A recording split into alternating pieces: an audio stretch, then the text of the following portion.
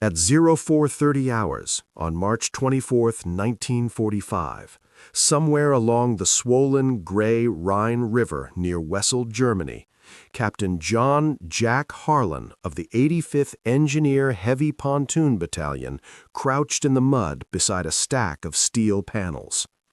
The pre-dawn darkness was pierced by the low rumble of artillery from both sides. Rain lashed the river surface into froth. The air carried the sharp bite of cordite, wet earth, and diesel exhaust from idling trucks.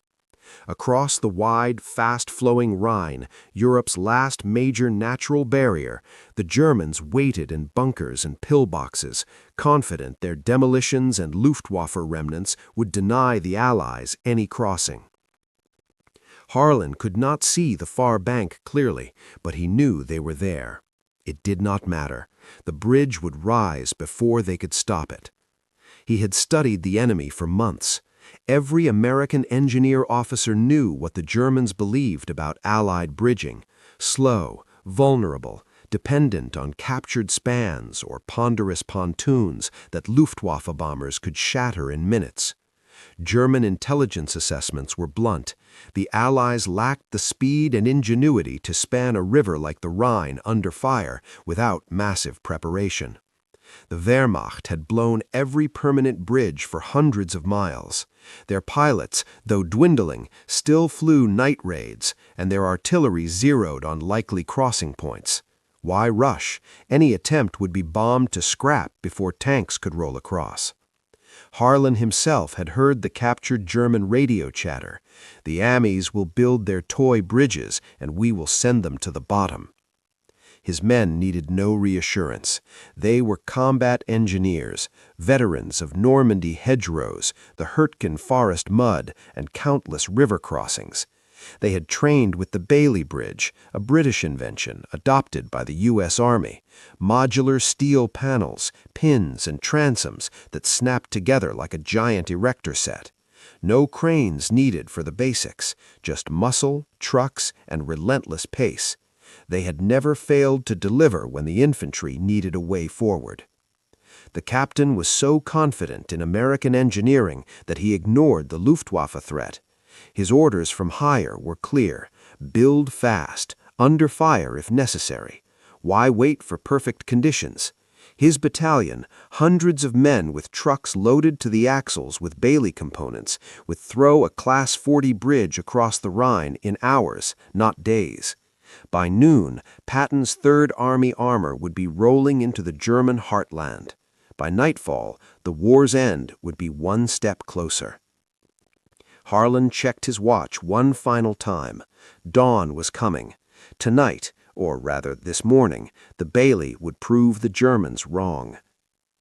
What happened over the next 36 hours shattered everything the German High Command believed about Allied mobility. By the time the sun set on March 25, 1945, multiple Bailey bridges stood firm across the Rhine. Tanks, trucks, and infantry poured over in endless columns. Luftwaffe sorties came, desperate, scattered, but the bridges kept rising, repaired faster than bombs could destroy them. The myth of the Rhine as an impregnable fortress, carefully cultivated through years of defensive planning, lay broken in the swift currents below. The story of how American engineers outbuilt German bombs begins not on the Rhine, but in a quiet British workshop 5 years earlier. At 200 hours on October 24, 1942, somewhere along the muddy, rain-soaked perimeter east of Henderson Field on Guadalcanal, Sergeant John Basilone crouched in his machine gun pit, rain dripping from his helmet brim. The jungle night pressed in close, thick humidity, the constant drone of insects, the distant crackle of small arms fire. The air smelled of wet earth, gun oil, and the faint metallic tang of fear. Across the wire, in the darkness, an entire Japanese regiment, thousands strong from the elite Sendai Division, gathered for the assault. They believed the Marines were exhausted, low on ammo, ready to break. Basilone could sense them out there. It did not matter. They would not get through tonight. He had studied these Japanese for months. Every Marine knew the truth. They were fanatical, brave to the point of madness, willing to die in Banzai charges that no normal army could withstand. Intelligence reports warned of massive night attacks, waves of infantry screaming Banzai under cover of darkness, bayonets fixed, overwhelming positions through sheer numbers and ferocity. The Marines were outnumbered, outgunned in manpower, holding a thin line around the vital airfield that kept Allied air power alive in the Solomons. But Basilone was no ordinary Marine.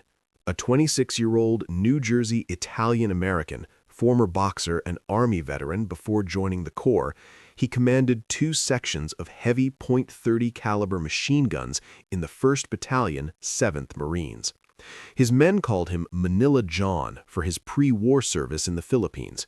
He had drilled his crews relentlessly, belts linked, guns cooled, fields of fire cleared. When the big attacks came, his guns would speak first. Tonight, though, the Japanese hit hard and fast. They overran forward positions, killed or wounded gunners, and turned Basilone's sector into a desperate last stand. One gun jammed under the mud and rain. Another crew was wiped out. Ammo belts ran low. The line thinned to nothing but Basilone and a handful of survivors. He grabbed his Thompson submachine gun, the iconic Tommy gun, chambered in .45 ACP, 20 or 50-round drums or stick magazines, capable of 600 to 800 rounds per minute in short, vicious bursts.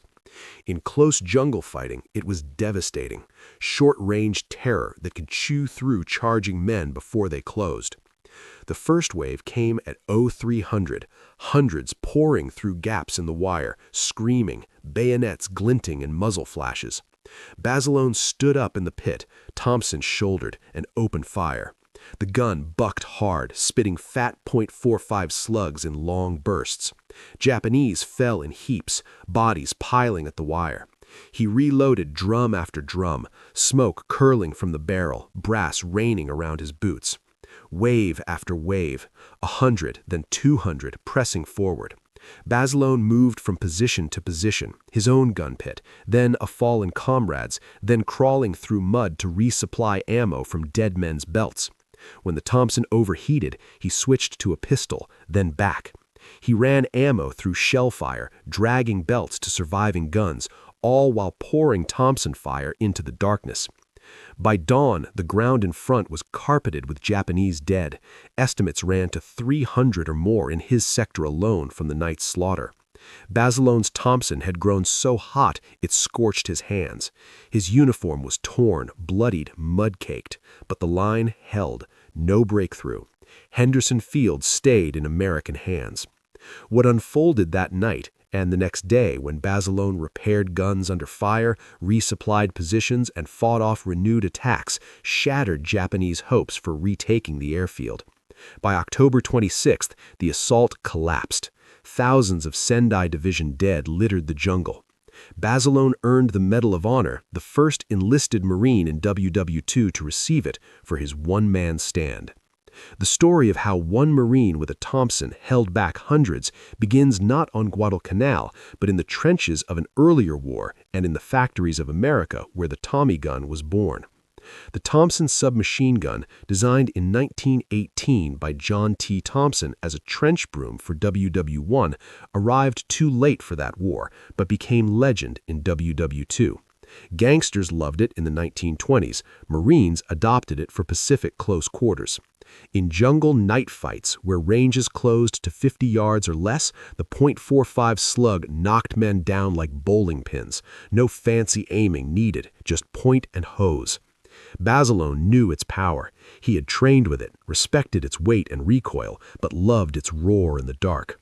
When rifles jammed or ran dry, when BARs overheated, the Thompson kept going. Reliable, brutal, unforgiving. Japanese troops armed with Arisakas and light machine guns expected to overwhelm with numbers. They met a wall of automatic .45 fire from one man who refused to break. Basilone later said simply, "I'm fighting for my life." He fought all night, all day, killing dozens personally with the Thompson and his guns. When ammo ran critically low, he dashed through enemy fire to drag belts back. When a gun needed cooling, he urinated on the barrel to keep it firing. By the end, his hands blistered, body exhausted, but the perimeter intact. The myth of unstoppable Japanese night assaults cracked that night. Marines learned, hold the line with automatic fire, and even hundreds can be stopped by one determined man with the right weapon. John Basilone went on to fight at Iwo Jima, where he died leading a charge, earning a posthumous Navy Cross. But on Guadalcanal, with just his Thompson and unbreakable will, he held off an army.